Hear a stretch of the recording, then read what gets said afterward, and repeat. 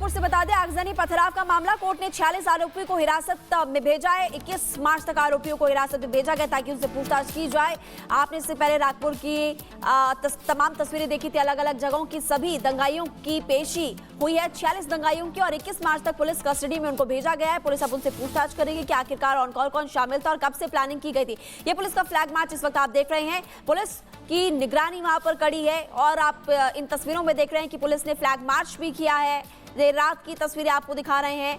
कल भी आपने देखा था कि कर्फ्यू के बाद बाजार बंद थे, लोगों से भी हमने बातचीत की थी।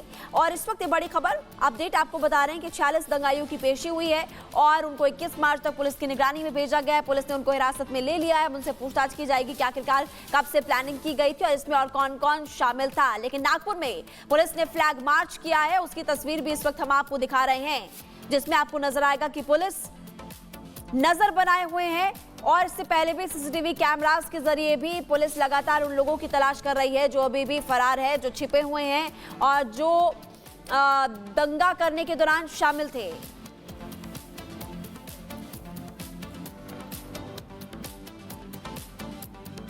अरेस्ट कर रहे हैं, उनको आइडेंटिफाई कर रहे हैं और उसके अलावा पीस एस्टेब्लिश किस तरह से हम लोग कर सकते हैं वो हमारी कार्रवाई चल रही है, जिसमें हमारा रूट मार्च है। और ये सब चीज़ों की वजह से हम लोग अपने तरीके से जैसे भी है सिचुएशन को कंट्रोल। सोशल मीडिया मॉनिटरिंग हो रही है और इसमें जो भी इंफॉर्मेशन हमको मिल रही है उसको डेवलप कर रहे हैं और उनके कनेक्शंस देख रहे हैं, किसने क्या लिखा, क्यों लिखा, कब लिखा, ये सारी चीज़ें हम लोग कर रहे हैं। हम लोग कोई इस पर कंस्पायर कर रहा था क्या, कोई इसमें इन्वॉल्व था, कितने लोग इन्वॉल्व थे, क्यों उन्होंने ये सब किया, अगर किया है तो ये सारी चीज़ों पर भी हम लोग कर।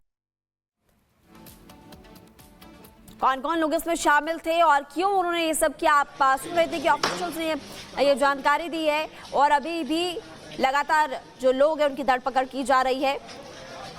पुलिस वाले भी घायल बताए जा रहे थे, आपने देखा पुलिस वालों को भी नहीं छोड़ा, उन पर भी पथराव किया। और अब तक 46 उपद्रवियों की गिरफ्तारी हो चुकी है और ये सिलसिला और तेज होगा, ये गिरफ्तारियां और तेज होंगी, क्योंकि ना सिर्फ 46 बल्कि इसमें और ज्यादा लोग थे। आपने तस्वीरें भी देखी हैं जहां कुछ लोगों ने घरों से तस्वीरें अपने कैमरे में कैद की थी और उसके बाद सीसीटीवी फुटेज भी सामने आई थी। इस वक्त जो तस्वीर आप अपनी टीवी स्क्रीन पर देख रहे हैं नागपुर से, ये फ्लैग मार्च की तस्वीर है पुलिस की।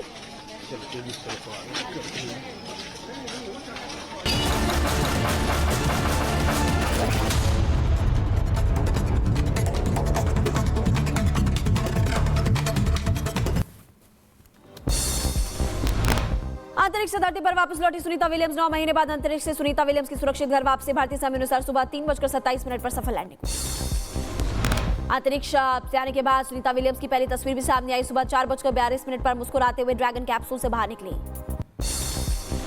सुनीता विलियम्स के साथ 3 और अंतरिक्ष यात्रियों की वापसी। चारों अंतरिक्ष यात्रियों की फ्लोरिडा के समुद्र तट पर सफल लैंडिंग हुई। स्पेसएक्स क्रू 9 के पृथ्वी पर लौटने के मिशन का लाइव कवरेज देखने के दौरान गुजरात की वायुसेना में भीड़ भी इकट्ठी हो गई थी और आतिशबाजी भी लोगों ने की। सुनीता विलियम्स को फिलहाल ह्यूस्टन में जॉनसन स्पेस सेंटर में लाया गया और आपको बता दें सेंटर में दोनों एस्ट्रोनॉट कुछ दिनों तक स्वास्थ्य जांच के निगरानी में रहेंगे। सुनीता विलियम्स और विलियम्स ने अंतरिक्ष में किए गए 150 से ज्यादा प्रयोग, नासा ने दी इस बात की जानकारी। सुनीता विलियम्स की धरती पर वापसी के बाद गुजरात की मेहसाना में जमकर जश्न और लोगों ने लैंडिंग के दौरान जमकर आतिशबाजी की। सुनीता विलियम्स समेत 3 और यात्रियों की घर वापसी और व्हाइट हाउस ने लिखा पोस्ट, कहा कि वादा किया था निभाया भी, सभी यात्रियों को सुरक्षित धरती पर ले आए। अंतरिक्ष यात्रियों की वापसी पर एलन मस्क ने किया ट्वीट और टीमों को एक और सुरक्षित अंतरिक्ष यात्री वापसी की बधाई दी। पीएम मोदी ने सुनीता विलियम्स को भारत आने का न्योता दिया। पीएम मोदी ने पत्र में लिखा कि आप हमारे दिलों के बहुत करीब हैं। सुनीता विलियम्स की वापसी पर बीजेपी नेता जितेंद्र सिंह ने जताई खुशी, ट्वीट कर कहा कि पूरा विश्व भारत की बेटी की सुरक्षित वापसी का जश्न मनाने के लिए एक साथ आया। नागपुर में हिंसा के बाद पुलिस का एक्शन, अब तक 46 आरोपी गिरफ्तार। पुलिस ने हिंसा मामले में 5 एफआईआर दर्ज किए और एफआईआर गणेशपेट में और 3 एफआईआर तहसील थाने में भी दर्ज की। नागपुर आगजनी और पथराव मामले में पुलिस का एक्शन, 21 मार्च तक पुलिस कस्टडी में भेजे गए आरोपी, 6 आरोपियों को इलाज के लिए भर्ती कराया गया। अब तक 46 आरोपी गिरफ्तार। नागपुर में दंगा प्रभावित इलाकों में पुलिस ने किया फ्लैग मार्च और नागपुर में 11 थानों में कर्फ्यू, दंगाइयों की धरपकड़ लगातार जारी है। नागपुर हिंसा के आरोपी की तलाश तेज है। दंगाइयों की तलाश में सर्च ऑपरेशन, सीसीटीवी से दंगाइयों की तलाश कर रही है पुलिस। नागपुर हिंसा पर राज्य सरकार सख्त, फडणवीस बोले सोच समझकर फैलाई गई हिंसा नहीं बख्शे जाएंगे उपद्रवी और हिंसा में घायल डीसीपी से बात भी की। सीएम फडणवीस ने नागपुर में हिंसा के लिए फिल्म छावा को जिम्मेदार ठहराया। विधानसभा में भाषण के दौरान बोले, फिल्म छावा ने औरंगजेब के खिलाफ लोगों का गुस्सा भड़काया। छत्रपति संभाजीनगर में औरंगजेब की कब्र का जायजा लेने पहुंचे कलेक्टर। औरंगजेब की कब्र पर सुरक्षा बढ़ाई गई। अबू आजमी ने लोगों से शांति की अपील की। बोले, कानून अपना काम करेगा, उम्मीद है पुलिस इंसाफ करेगी। नागपुर में हिंसा पर उद्धव ठाकरे ने सीएम फडणवीस का इस्तीफा मांगा और कहा कि ये हिंसा सरकार की नाकामी को दर्शाती है। डबल इंजन की सरकार विफल है। नागपुर हिंसा के दौरान नारेबाजी का वीडियो सामने आया। लबेक लबेक के नारे लगाती दिखी दंगाइयों की भीड़। नारे लगाने वालों की जांच कर रही है नागपुर पुलिस। दंगाइयों की भीड़ में ज्यादातर युवा थे। नागपुर हिंसा पर बरेली में मौलाना शहाबुद्दीन रिजवी ने शांति बनाए रखने की अपील की और कहा कि नागपुर हिंसा पर पुलिस को पहले ही एक्शन लेना चाहिए था। नागपुर हिंसा को लेकर महाराष्ट्र के वीएचपी ने की दंगाइयों पर कार्रवाई की मांग। दंगाइयों के घरों पर चले बुलडोजर। धन परिवर्तन में आग लगाने के आरोप को गलत बताया। महाराष्ट्र में औरंगजेब के नाम पर 26 टाउन गांव और देश भर में औरंगजेब के नाम से 177 शहर और कस्बे हैं। मुजफ्फरनगर में औरंगजेब की कब्र को लेकर शिवसेना ने बड़ा ऐलान किया। औरंगजेब की कब्र को तोड़ने वाले की शिवसेना देगी 5 बीघा जमीन और 11 लाख रुपए। मेरठ में औरंगजेब के खिलाफ हिंदू संगठनों का फूटा गुस्सा। औरंगजेब गांव के बोर्ड पर पोती गई कालिक और पुलिस ने मौके पर पहुंचकर साफ किया बोर्ड और कालिक पोतने वालों की तलाश लगातार पुलिस कर रही है। एकनाथ शिंदे ने उद्धव ठाकरे को लेकर बड़ा खुलासा किया। बोले, उद्धव ठाकरे ने पीएम मोदी से मांगी थी माफी। बीजेपी के साथ बनाना चाहते थे सरकार। आधार कार्ड से जोड़ा जाएगा वोटर आईडी कार्ड। चुनाव आयोग और गृह मंत्रालय की मीटिंग में फैसला किया गया। मुख्य चुनाव आयुक्त ज्ञानेश कुमार ने बैठक की अध्यक्षता की थी। तेलंगाना में ओबीसी को मिलेगा 42% आरक्षण। विधानसभा में रेवंत रेड्डी सरकार का ऐलान। अब तक मिलना था 23% आरक्षण। चुनाव में किया था वादा।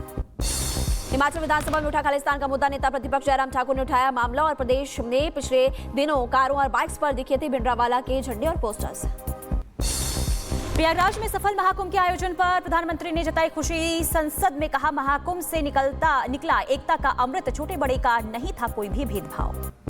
कश्मीर मुद्दे पर विदेश मंत्री डॉक्टर एस जयशंकर ने यूएन को सुनाई खरी खरी। कहा, पाक के अवैध कब्जे की निंदा की बजाय आक्रमण को विवाद में बदला। वैश्विक व्यवस्था में सुधार पर दिया जोर। लैंड फॉर जॉब केस में ईडी ने राबड़ी देवी और तेज प्रताप से पूछताछ की। दोनों से 4 घंटे तक पूछताछ हुई। आज पटना के ईडी दफ्तर में लालू से भी सवाल जवाब होंगे।